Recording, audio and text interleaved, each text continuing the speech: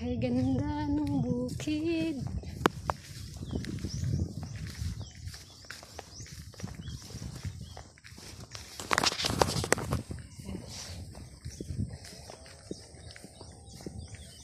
Ito ang lugar kung saan ako patira.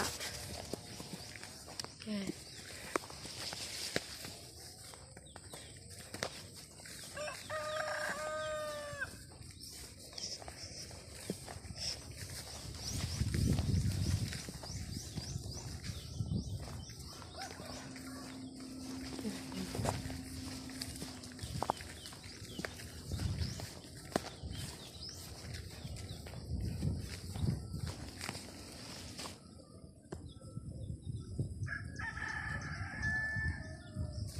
Saging ng kapitbahay.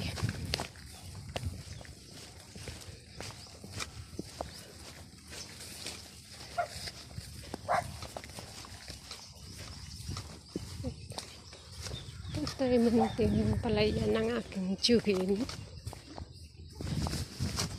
Yes.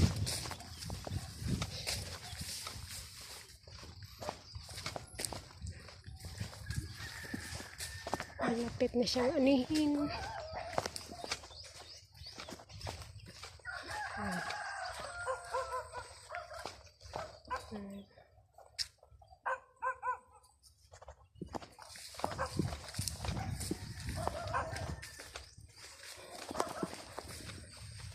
Mainit ang panahon. Pumunta ako sa school. Dala ng pagkain ng mga anak ko.